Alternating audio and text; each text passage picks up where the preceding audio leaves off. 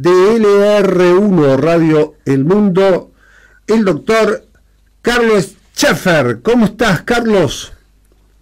¿Qué tal? Buenas tardes, ¿cómo le va? ¿Cómo anda Marcelo Gopar? ¿Bien? Gran trabajador y deportista, hoy por la mañana temprano haciendo deporte como debe ser. Ya cumplimos, sí. Ya has cumplido y yo, viste, como sigo con lo mismo, acaparado, estancado, pero bueno, viste, así son las cosas, ¿no? Sí. Carlos, sí. sabes que conozco toda tu carrera y es riquísima, especialmente ahora en pandemia, porque todo el mundo cree que como no fue un trabajo esencial la justicia, cree que nadie está trabajando, que la justicia está parada, ¿no? Si supiesen lo que está sucediendo con la justicia, que están a full, y en algunos sectores especialmente, ni hablar todo el norte, porque ahora con el tema del narcotráfico, viste que es como comprar caramelo, todo el mundo está metido en algo ahora, es una cosa, sí, hoy todo el mundo quiere la plata fácil, viste, con cambiar las camionetas, los chalets, las mansiones, todos quieren vivir en Nordelta y dejan a los carpinchos afuera de su hábitat. Hoy es vergonzoso lo que pasa en este país en este sentido. Pero yo no quiero involucrar a nadie en mis palabras, eso es un dicho mío que tenía ganas de hacer una pequeña catarsis. Yo lo que me interesaría que me cuentes, porque te iniciaste como secretario, ¿no?, de la Fiscalía, Carlos.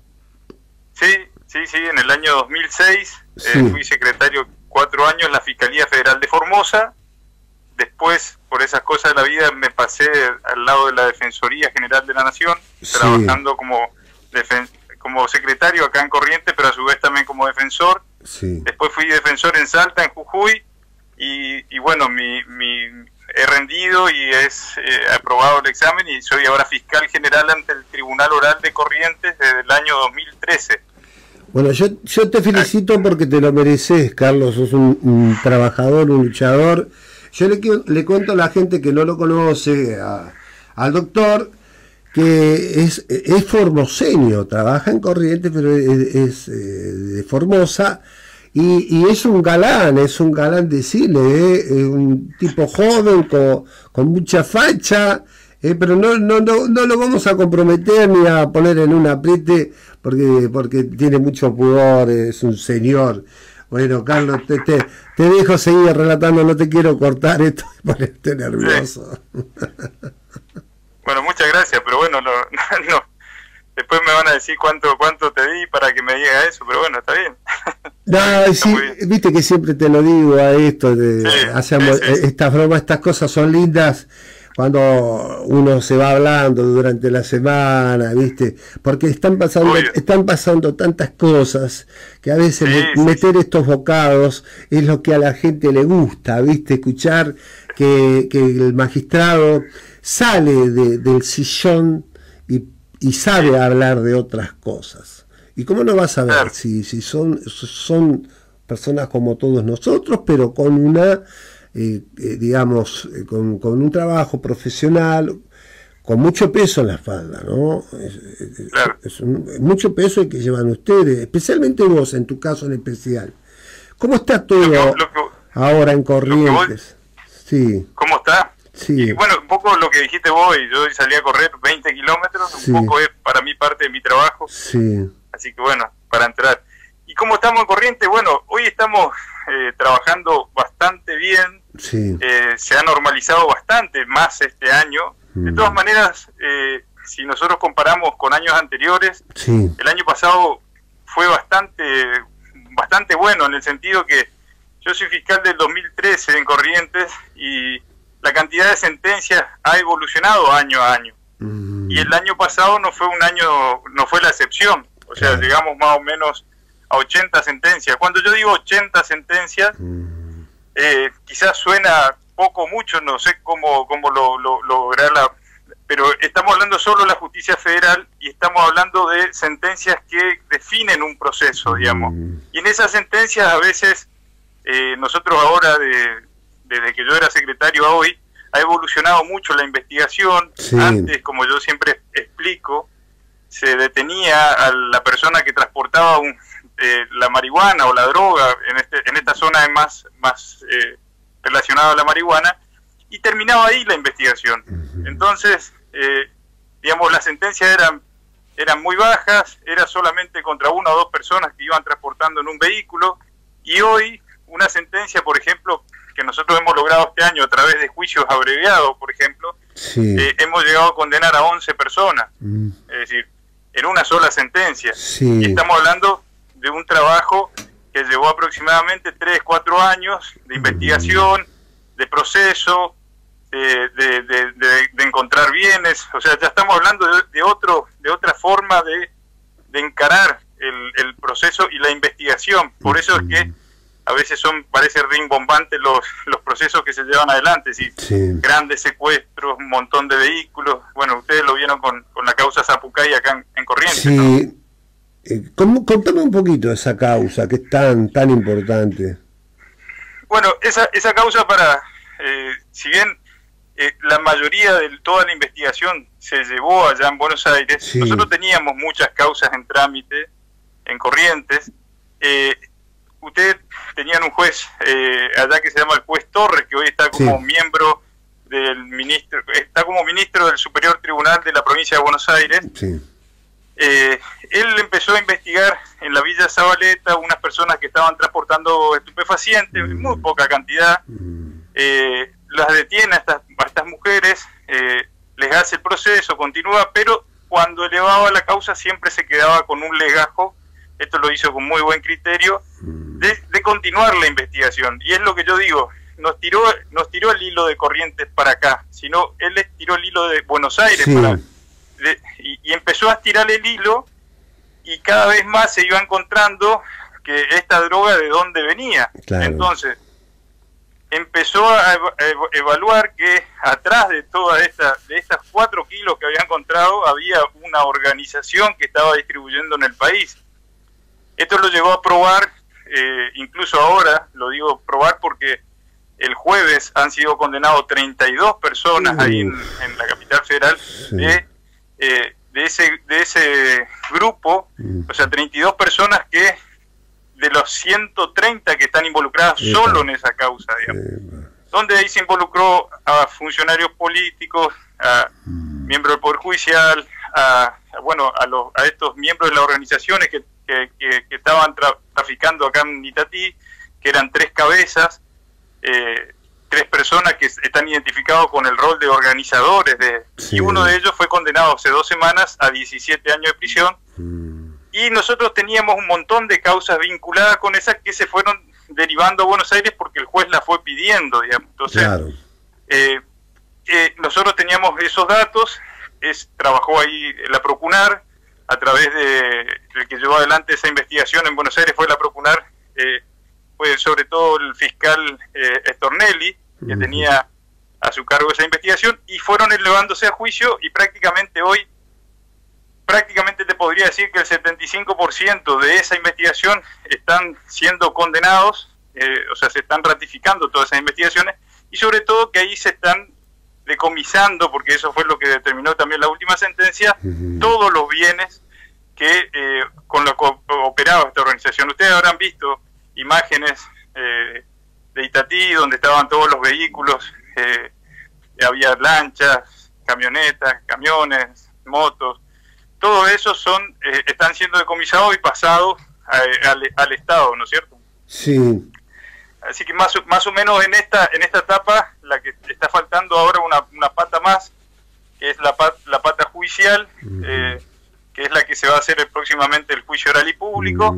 También hay otros que fueron detenidos posteriormente, uno de los miembros, ya fueron condenados 2 de las 2 cabezas, sí. Falta uno que fue detenido posteriormente en el Paraguay, se encontraba prófugo, y bueno, falta que sea juzgado también. Carlos, con todos esos bienes que se decomisan y todas esas cosas, ¿qué sucede después? Bueno, cuando uno se dicta la sentencia, el juez tiene la facultad, y así lo dice el código, sí. De decomisar o no los bienes, obvio que generalmente son los bienes que sean utilizados para la maniobra delictiva, claro, o los que haya adquirido a través de esa maniobra, ¿no? Generalmente eso se pone a disposición del Ministerio de Seguridad. Muchas veces, y antes, los vehículos esos son utilizados, ustedes lo van a poder ver, por las fuerzas de seguridad. Pero nosotros estamos tratando, desde que estoy en el tribunal oral, y la verdad que con muy buen criterio lo entiende también así el tribunal, porque nosotros hemos ido avanzando en ese tema. Sí. Así como te dije que se detienen organizaciones muy grandes. Por ejemplo, nosotros tenemos un caso en el Santo Tomé, donde una organización que en esa sí era internacional, había gente de Perú, gente de Brasil, del Comando Vermelo, había gente de Bolivia, argentinos. Esa mega organización traía cocaína al país, la dejaba en Santo Tomé y era mandada a Buenos Aires o a varias provincias. Cuando nosotros los condenamos a esas personas, a los responsables, a 20 años, se decomisó el campo donde bajaban los aviones. Estamos hablando de un campo de 7.400 hectáreas, que hoy nosotros por pedido, lo hicimos con una unidad que se encuentra dentro de la Procuración, de unidad de recupero de activos, lo hemos pedido, junto a Diego Iglesias también de la Procurar, que ese inmueble sea destinado a un uso, y en este momento lo está utilizando el INTA. Sí. Ustedes saben lo que es el INTA, ¿no? Sí, por supuesto. Se dedica a la cría de ganado y de cultivo. Las semillas y todas esas cosas. Exacto. En este momento está siendo utilizado, la sentencia está quedando firme, en cualquier momento ya lo confirmó Casación el año pasado, y ahora estaríamos esperando si es que han apelado o no a la Corte, y una vez que quede definitivamente se verá qué se hace con ese inmueble, si pasa al Estado, si se remata. Pero mientras tanto, en el mientras tanto que duró desde que se dictó la sentencia, está utilizándose por el INTA, ¿no? Sí. Y después, así con muchas otras cuestiones que nosotros vamos solicitando. Por ejemplo, tenemos ambulancias que han sido entregadas al Ministerio de Salud el año pasado, por lo menos 2, por el tema pandemia. Sí. Hemos entregado un vehículo a una fundación que se dedica a la recuperación de adictos. Hemos entregado a municipios vehículos que específicamente tienen que haber sido por razones de utilidad pública, se han pedido por el tema pandemia también. Y lo último que a mí me llena mucho de orgullo es uno de los inmuebles que nosotros hemos descomisado, sí, que lo está usando en este momento la provincia, tiene un proyecto, está pidiendo que eso sea entregado de manera definitiva, donde quieren hacer ahí un lugar para tratamiento de las personas que son sometidas a violencia de género y recuperación de adictos. Eso lo quiere hacer la provincia, lo pidió el gobernador de la provincia de Corrientes, para hacer lo que se llama un plan Más Vida, así es el plan como está identificado, y ahí sería, ese inmueble se encuentra específicamente en la localidad de Itatí, lo cual a nosotros nos llena un poco de orgullo, porque es como que estamos atrás de eso para que realmente, yo siempre digo esto, se devuelve a la gente un poco lo que el perjuicio que cometen estas organizaciones. Sí. Yo te hago un pedido, que seguramente será el pedido de todos los oyentes que estarán atentos a tu relato, que sigas con la iniciativa esta, ¿no? De un lugar para los adictos, para las mujeres que están bajo la violencia de género y todas estas cosas. Es una linda iniciativa eso. Es un devolver a la sociedad una cuenta pendiente, porque en Corrientes hay muchas cuentas pendientes, se sabe.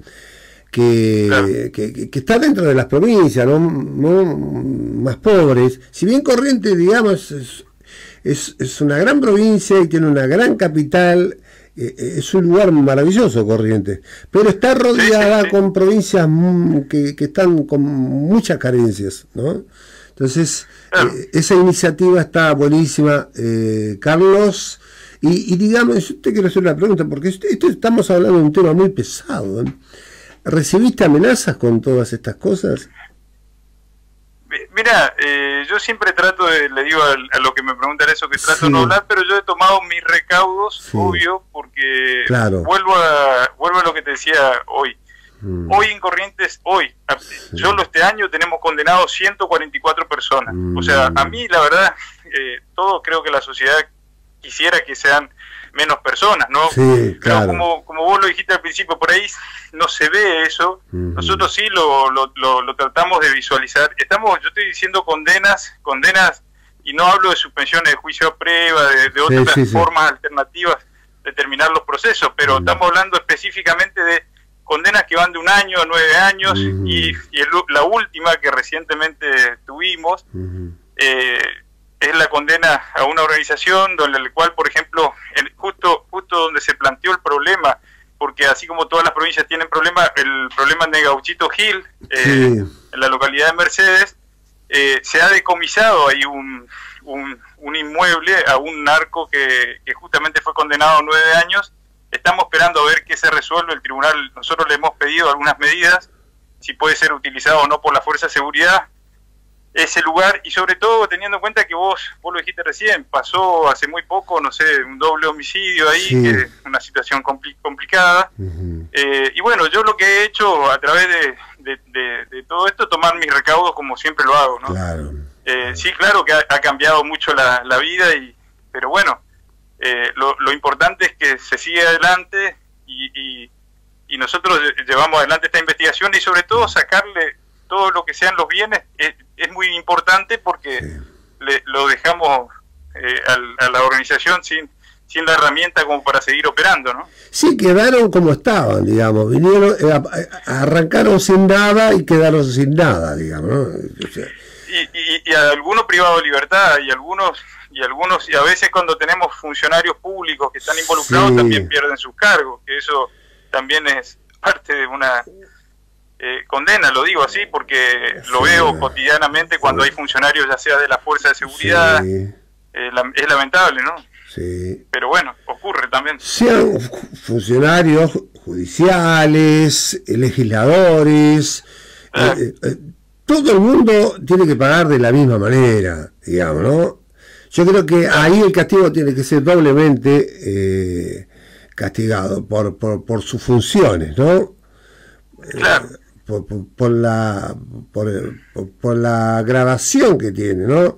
O sea, un juez no puede estar metido en esto, digamos, ¿no? Bueno, nosotros del año, no sé si ustedes escucharon o sabían de esta noticia, pero en el año 2016 tuvimos un gran problema en Paso de los Libres, donde se intervino prácticamente una fiscalía por parte de la procuración, se hizo una auditoría y se habían detectado muchas causas de trata que estaban prácticamente paralizadas. Bueno, eso se ha podido normalizar, se han llevado adelante, estamos llevando adelante los juicios orales públicos, esas causas, y eso, por ejemplo, ha mejorado y ha evolucionado, y eso es lo que a mí me llena satisfacción. Es decir, ya se toman los recaudos.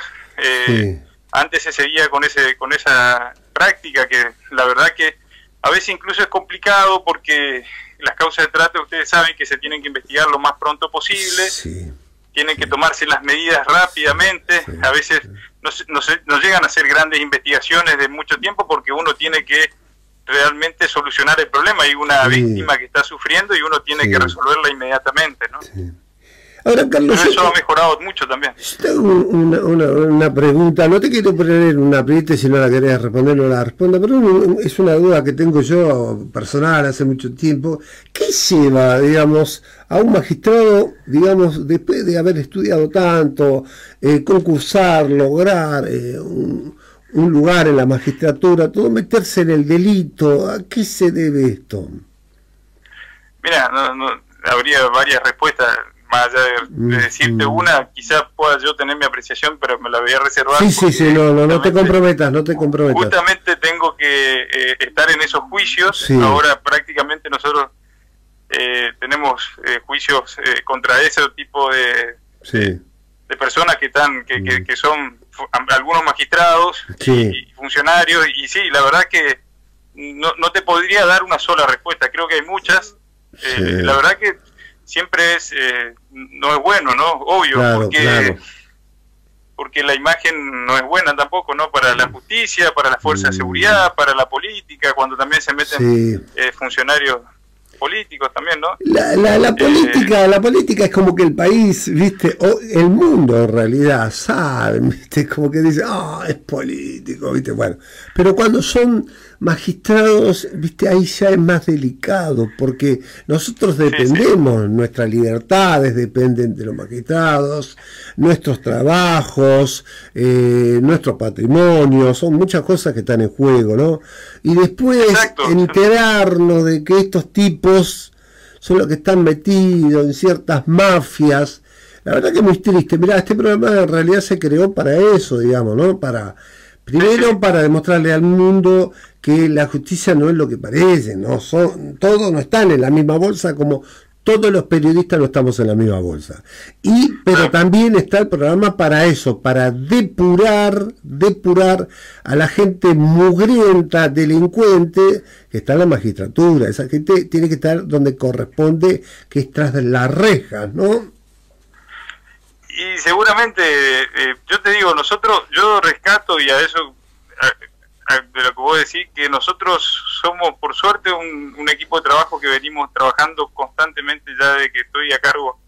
Yo estoy a cargo de la Fiscalía del Tribunal Oral y subrogando la Cámara Federal, con un muy buen equipo de trabajo y sobre todo siempre colaborando las procuradurías que se han creado en la Procuración General. La verdad que... digamos, nosotros hemos avanzado muchísimo y prácticamente quería decirte esto, estamos con el mismo personal trabajando en estas causas complejas. La verdad que nosotros, como yo una vez lo dije, sería mejor estar investigando no solo, digamos, a los delincuentes, uno investiga a delincuentes, gente que comete delitos, pero sí, la verdad que sería bueno, como nosotros por lo menos lo reflejamos a través de nuestro trabajo, es decir, nosotros lo vemos y estamos satisfechos y vamos para adelante y tratamos de hacerlo lo mejor posible. Después lo otro, bueno, a veces se nos pasa eso y tenemos que investigar igual, nosotros es nuestro trabajo siempre, ¿no?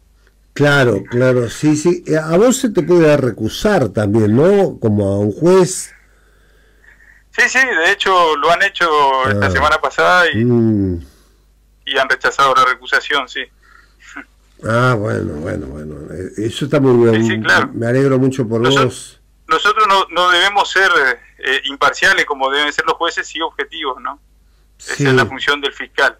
Sí, pero qué interesante lo que contás y no deja de sorprender. Igual está muy bueno no perder la capacidad de asombro. ¿Qué te parece, Carlos, eso? Nosotros no la perdemos nunca, por eso, pero a veces en el diario, la verdad que uno no, ante un tema específico no tiene mucho tiempo para quedarse asombrándose, digamos, tiene que pasar yo termino de hablar con vos y ya tengo que estar estudiando otro debate de otra cosa, con otro juicio, así, de narcotráfico, y después tengo uno de trata de personas, digamos, o sea, entonces es como que uno no tiene la capacidad de asombro, yo nunca la pierdo, y al contrario, nosotros por eso estamos motivados, y yo te dije hoy, yo corro, parte de mi trabajo es correr, porque también eso nos refresca las ideas, nos ayuda a estar fuertes para enfrentar eso, ¿no? ¿Cómo anda en la provincia de Corrientes con el tema de la violencia de género, Carlos? Y mira, si bien no es un tema nuestro específico, pues somos... o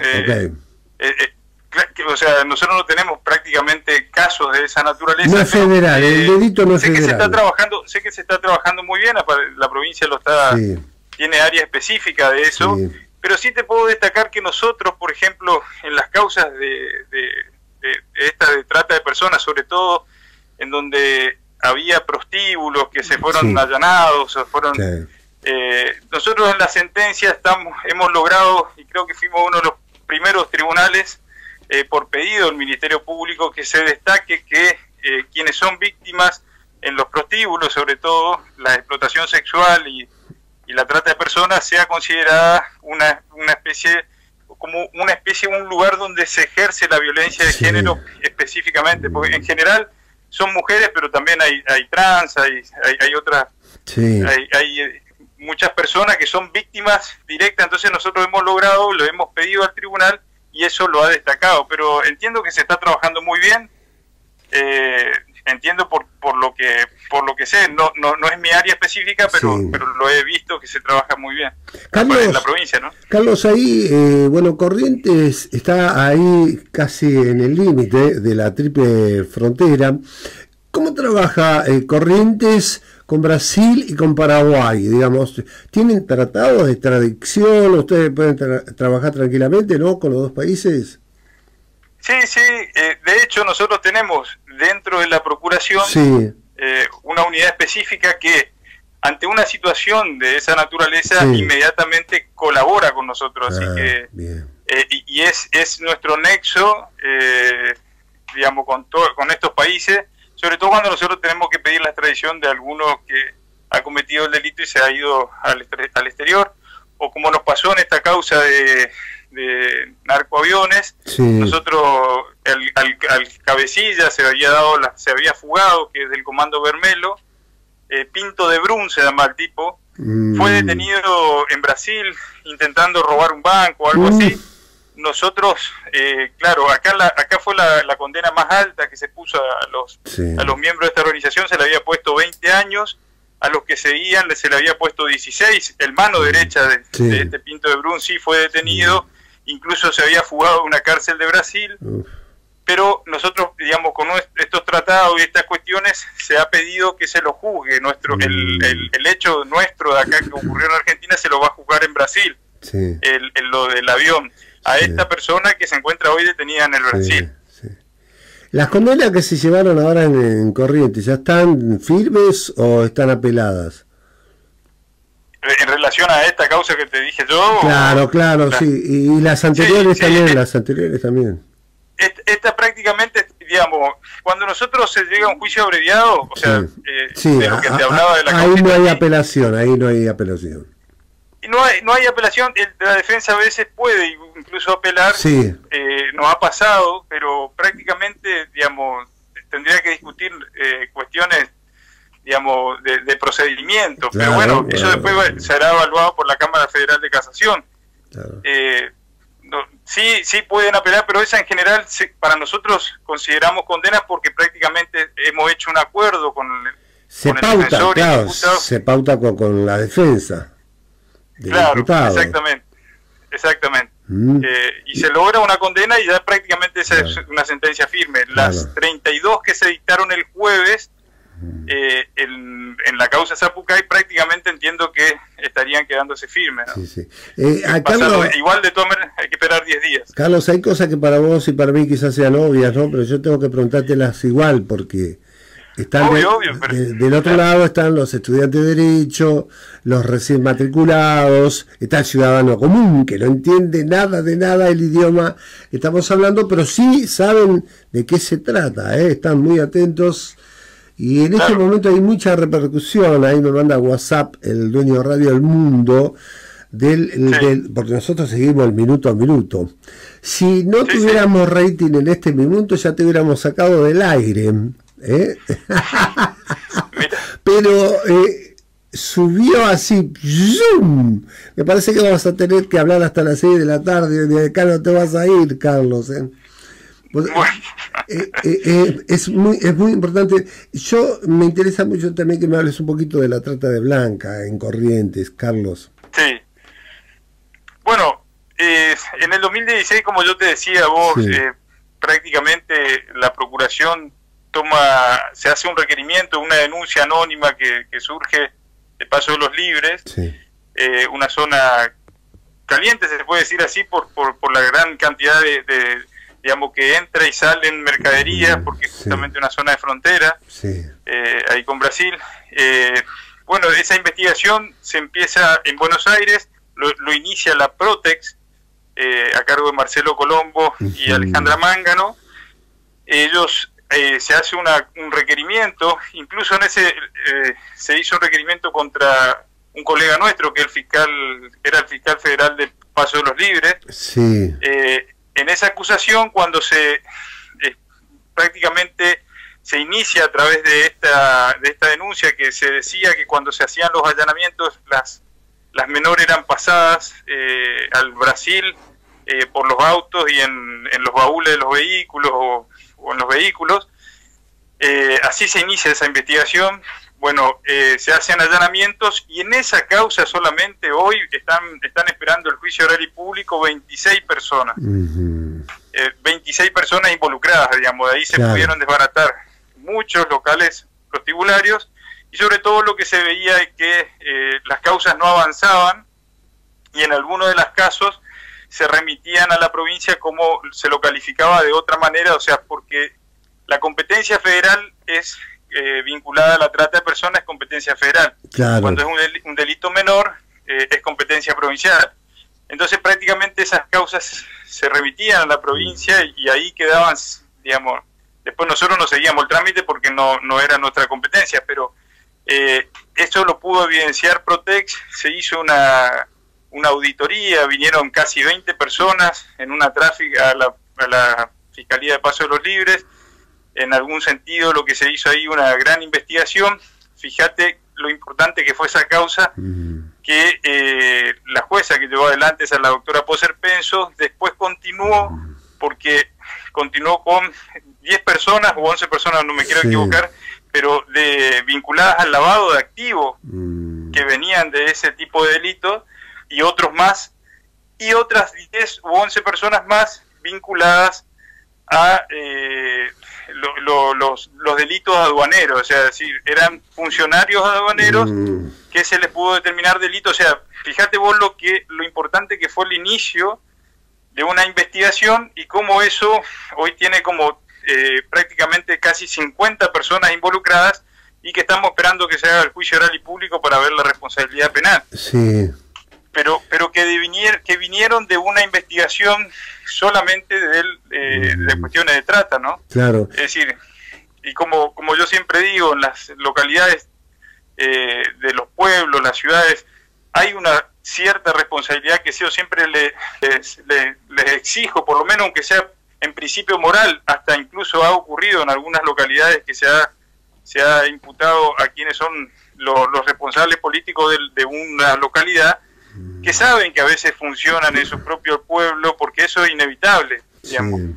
Sí. Y saber que funciona un prostíbulo en el lugar, hoy yo creo, eso lo he consultado, o sea, no sé, por lo menos uno no entra a un pueblo y ve lo primero que antes veía, que era la luz roja, digamos, ¿no? Sí. Eso no lo vemos en los pueblos de Corrientes. Entiendo que eso ha evolucionado, hemos mejorado como sociedad, no solo en Corrientes, pasaba y pasa en muchas ciudades, pero hoy se sabe que eso es un delito, ya sea una trata de personas o una explotación, que es lo que yo siempre explico, que la explotación sexual es prácticamente, y lo hago una comparación fea, pero lo digo así, es como si yo tuviera un supermercado y vendo mercadería, pero en este caso lo que estoy vendiendo son seres humanos, y de esa venta de ese ser humano yo obtengo mi ganancia. Entonces eso es lo que el delito prácticamente, o sea, ya sea explotación sexual o trata de personas, ¿no? Sí. Vos nombraste hace un rato a la doctora Poser Penso, ¿no? Sí. ¿Qué está, en Goya o en Paso de los Libres? Ella cuando no tenía asignado su cargo, porque todavía no estaba creado o sea, la habían designado como jueza, pero no se había creado el juzgado de Goya,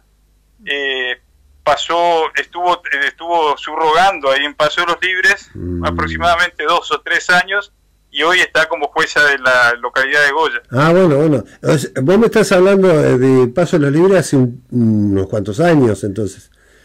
Estoy hablando de 2016. Ah, bueno. Se hizo cargo aproximadamente, prácticamente cuando comenzó toda esta investigación grande de la trata, casualmente la habían designado ahí, y ella llevó adelante todas estas investigaciones con el fiscal de Libres, que lo hicimos nosotros también casi en forma conjunta. Yo como fiscal general de la Cámara tomé la decisión, y por pedido también del fiscal de primera instancia, de investigar esas causas junto a él. O sea, prácticamente entre 4 o 5 fiscales investigando las mismas causas, porque si no es muy difícil. Estamos hablando de crimen organizado y nosotros tenemos que organizarnos de la misma manera, por lo menos para poder enfrentar eso, ¿no? Sí. Bueno, le mandamos un saludo a la doctora Penso. Si la ves o hablas con ella, decirle que me mande un mensaje. Bueno. ya estuvo acá participando. Bueno, yo participé del segundo aniversario del juzgado de Goya. Ah, mira. Sí, sí, claro. Sí. Lamentablemente por Zoom. Fue el año pasado, porque claro. ellos lo festejaron en vivo, había de todo rico para tomar, todo. Pero bueno, yo no tenía que ver por Zoom, no me quedó otra, ¿viste? Estas son las cosas con la pandemia, pero mirá vos qué importante cómo están trabajando ustedes, cuando todo el mundo cree que están cruzados de las manos, están arriesgando sus vidas y el tiempo que uno le puede dedicar a la familia o a las demás cosas, la están dedicando toda de lleno a esto, porque acá no se puede parar. Una vez que se comienza una investigación tan grande como estas, es imposible de frenar. Es así, pero sobre todo, como te decía recién, por suerte, en la Procuración tenemos un gran apoyo de las Procuradurías. Yo siempre destaco esto, porque prácticamente, digamos, se especializan. O sea, tenemos la Procuraduría de Narcocriminalidad, tenemos la Procuraduría de Trata de Personas, es decir, son especialistas en ese tema, y cuando uno requiere colaboración, incluso trabajan en forma conjunta prácticamente con los fiscales que requieren esa colaboración. Y bueno, por ahí el trabajo en ese sentido se nos hace, no más fácil, pero por lo menos más llevadero, digamos, ¿no? Sí. Y sobre todo teniendo en cuenta que a veces, y eso ustedes lo van a entender por ahí, el fiscal o el juez está en una zona solo, o sea, prácticamente no tiene a nadie. Por ejemplo, el fiscal de Libres es el fiscal de Libres, no hay otra dependencia del Ministerio Público en ese lugar.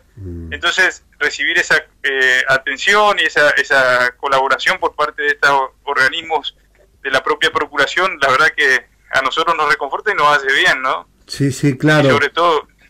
Y sobre todo en lo personal siempre he colaborado con los fiscales de primera instancia cuando tienen una causa a la que yo llamo de gravedad institucional. Esto que vos hablas de los funcionarios públicos, magistrados, lamentablemente tiene que ver con eso, ¿no? Sí, sí. Ahí el delito y la pena debe ser agravada, ¿viste? Porque son personas... Está agravada. Y nosotros siempre lo consideramos, sobre todo, por darte un ejemplo, si cae un policía, a veces nos ha pasado, lamentablemente con droga incluso, la pena mínima es de 6 años, o sea, es una pena agravada, porque el mínimo del transporte es 4 años. Claro. Decir, entonces, por el solo hecho de ser funcionario público, magistrado, obviamente que las penas se agravan, y considerando la gravedad de la maniobra también, ¿no? O sea que de la cárcel no se salvan porque es mayor a 3 años la pena, así que aunque sea 1 año se van a comer adentro. Y bueno, nosotros pedimos la pena y después el juez resolverá, ¿sí? Claro. Si es más de 3 años sería así, si no... Claro. Es lo que hacemos normalmente en todas las causas. Sí. Es más, nosotros pedimos penas y son los tribunales los que resuelven. Estaremos disconformes o no, tendremos que apelar, como hacemos normalmente, si es que estamos en disconformidad con una pena que hemos pedido más o hemos pedido... lo que sí sé que el tribunal generalmente no pueden fallar por menos pena de lo que uno pide, ¿no? Claro, Carlos, bueno, recién le dimos a la policía... Más pena de lo que uno pide. Claro, recién le dimos a la policía, bueno, hablemos de las fuerzas federales, ¿cómo se vienen comportando los chicos? Y nosotros tenemos... Yo soy un convencido. Te puse en un apriete ahí. No. Ahora sí que te van a agarrar, te van a estar esperando. Yo siempre soy un convencido de que esto, a ver, en un cajón a veces hay una manzana podrida, me dice siempre un periodista. Siempre. Pero no quiere decir que las manzanas no sean ricas, digamos, pero lo que te digo es que nosotros valoramos mucho el trabajo de la fuerza. Y yo siempre tengo no sé si a lo mejor es una creencia o que por suerte tenemos muchas fuerzas que pueden investigar los mismos delitos, y eso hace bien. Y está claro, lo he escuchado de narcotraficantes que a veces tratan de arreglar con alguna otra fuerza, lo he escuchado en notas periodísticas donde dicen, bueno, yo puedo arreglar con el del lugar, pero nunca se sabe. ¿Y qué pasó? Eso fue lo que yo te contaba a vos de la causa Itatí, que a nosotros prácticamente la investigación se estaba haciendo en otro lado. Es decir, y acá vinieron, no quiero mentir porque eso lo deben tener los datos del Ministerio de Seguridad, pero creo que intervinieron 3.000 gendarmes en los operativos que se hicieron el día del gran procedimiento de 46 allanamientos, no me quiero equivocar, pero estoy hablando de números, es esa actividad que hizo la fuerza, que yo a veces destaco como que es importante, porque acá nosotros tenemos la PCA, que es la Policía de Seguridad Aeroportuaria, que puede actuar en cuestiones de narcotráfico, obviamente siempre delegada por los jueces, tenemos la Gendarmería, tenemos la Policía de la provincia, tenemos la Prefectura y la Policía Federal, o sea, tenemos 5 fuerzas que hasta pueden controlarse entre sí, es decir, si una se está descarriando, por decírtelo así, de manera sencilla, digamos, puede estar siendo investigada por otra fuerza o por otros jueces. A veces eso también es importante, lo que pasó con Torres, porque Torres, siendo un juez de extraña jurisdicción, estaba llevando adelante una investigación que prácticamente la gente que estaba cometiendo delitos en nuestra zona no lo sabía, ¿entendés? Más allá de las investigaciones que nosotros a veces también llevábamos, y por eso algunas de nuestras causas fueron a remitirse allá, pero tenían que ver con prácticamente lo que te decía yo, es decir, un juez que investigan en otras jurisdicciones a veces los delitos que se cometen en otras provincias, ¿ves?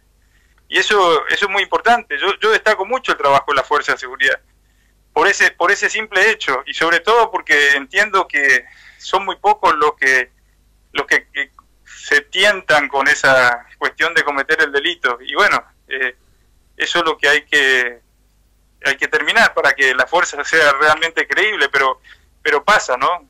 Pasa como las grandes, es así. Pasa como en todas las profesiones, Carlos, no se salva nadie de esto no se salva nadie. No, claro.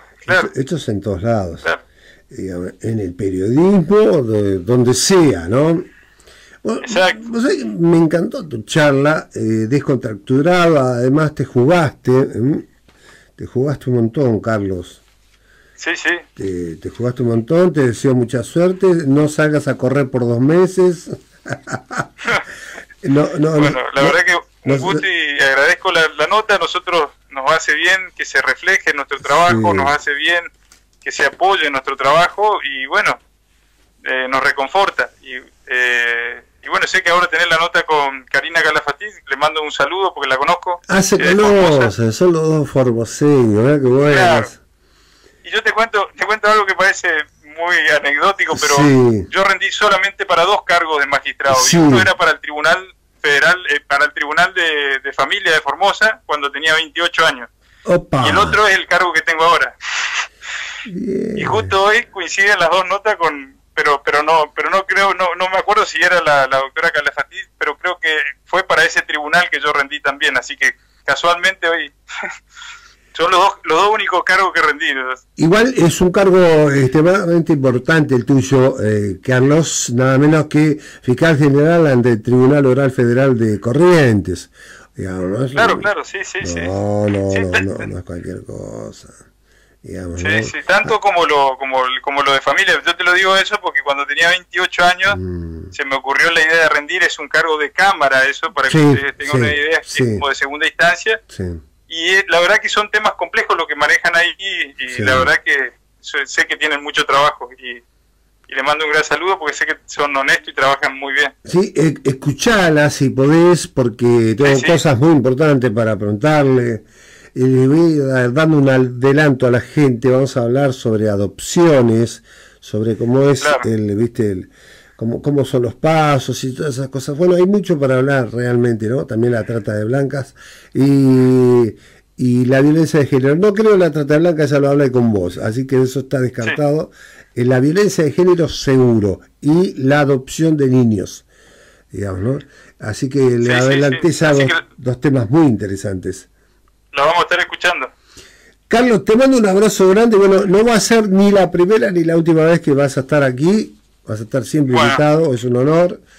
Ojalá que sea con buenas noticias siempre, que podamos dar Sí, bueno, igual yo le doy una visita a Corrientes, lo que pasa es que no se sabe cuándo va a terminar esto, ¿viste? Yo le debo ahí en Corrientes una visita, no sé si lo conoces, al doctor Vallejos, a la doctora Poselpenso, por supuesto, te debo una visita a vos, y después ya tengo amigos personales en Corrientes, por supuesto, un montón de gente, y acá en Buenos Aires he trabajado muchos años con empresarios correntinos, pero correntinos de buena cepa, ¿viste? O sea, correntinos no del chamamé maceta, sino del chamamé de Corriente o del Chaco, ¿viste? Que es otro chamamé, distinto al chamamé maceta, ¿viste? Que es más santafesino y santiagueño. Mirá lo que aprendí presentando a todo grupo con los correntinos, digamos, ¿no? Imagino. Entonces, imagínate en aquellos entonces que el creador del chamamé ese que a vos te gusta de Corrientes y de Formosa, que es don Isaco Abitbol, el creador de la calandria, ¿no? Bueno, yo tuve la suerte de presentarlo decenas de veces, de comer con él, todo, porque yo trabajaba en esos bailes presentando a esos grandes, ¿no? Isaco Abitbol con don Tarragorros padre, no, el hijo de... Dejemos al hijo de al lado. Yo conocí a los dos y comí con los dos, y te puedo hablar del chamamé, bueno, trabajando con este correntino, el querido Rolando Pérez, el creador de los bailes populares aquí en la República Argentina, inauguró el primero en Temperley en el año 1947, así que imagínate. Era piso de tierra, sin techo, sin nada, después se convirtieron en boliches, después se terminaron... Lo mejor de lo mejor era eso. Era lo mejor de lo mejor, así que imagínate que yo me siento correntino, y mira lo que te voy a decir, trabajando años con ellos, años y años, nunca pude conocer Corrientes, porque cuando ellos iban yo tenía que hacer otra cosa acá, porque yo estaba, si no estaba en el diario, estaba en la tele, si no estaba en la tele no sé dónde estaba, pero no podía ir. Y ellos la vida misma es así. Claro, ellos mismos terminaban el baile y se iban sin dormir a Corrientes, iban como si fuesen de acá a 10 cuadras, lo hacían como nada, estaban re acostumbrados ellos a todo esto, ¿no? Y la pesca del dorado y todas esas cosas, nunca pude disfrutar nada, pero ahora estoy esperando la post-pandemia y prometo una visita a Corrientes y te voy a ir a visitar.